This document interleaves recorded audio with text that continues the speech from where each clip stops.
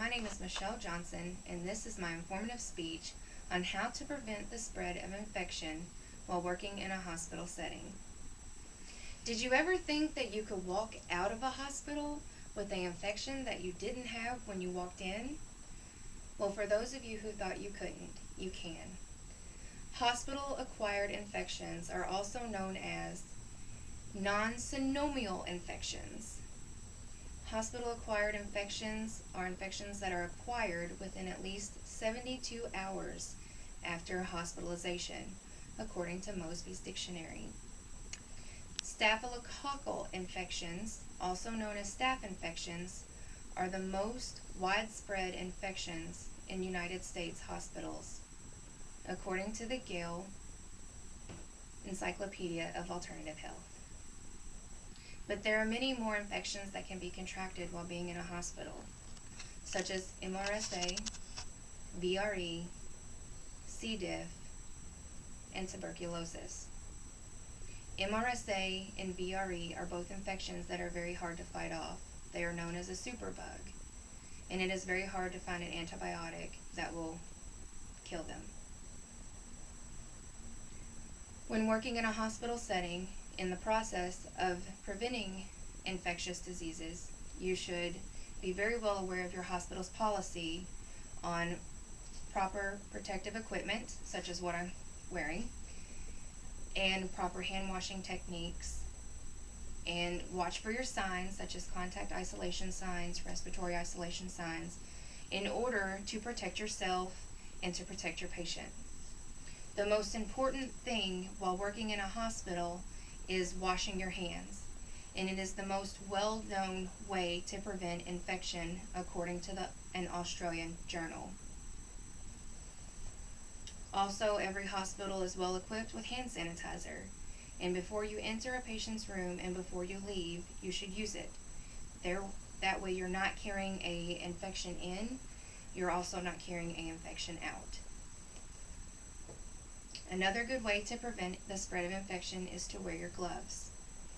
Gloves should be worn whenever there's going to be physical contact with a patient, such as if you're doing an assessment, changing a bedpan, giving a bed bath, starting an IV, or drawing blood. Goggles should be worn whenever there's a possibility that bodily fluid may splatter in your face, such as if you're changing a bedpan or dealing with urine or feces, or when you're drawing blood, because of how the cap comes back, the safety retractable, it could splash in your face. The other thing, we have gowns.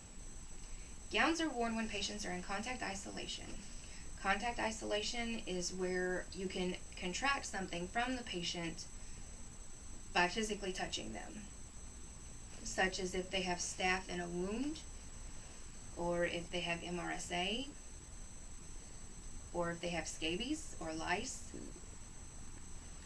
Anytime you see a contact isolation sign, that is when you will wear your gown.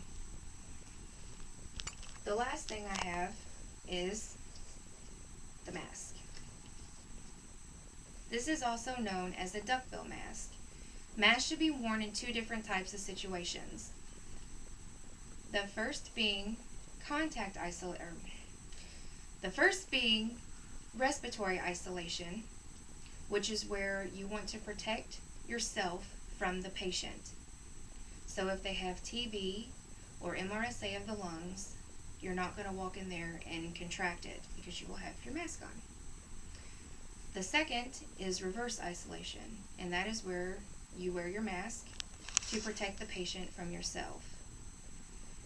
This is well known with cancer patients and also HIV patients, people who have immune compromised systems. PPE is not the only way in a hospital to prevent infection. Infection should be a team effort, and everyone in the hospital should try to prevent it. And that goes for doctors all the way down to environmental services. My name is Michelle Johnson. This is my informative speech on how to prevent the spread of infection in a hospital setting. Remember, wash your hands.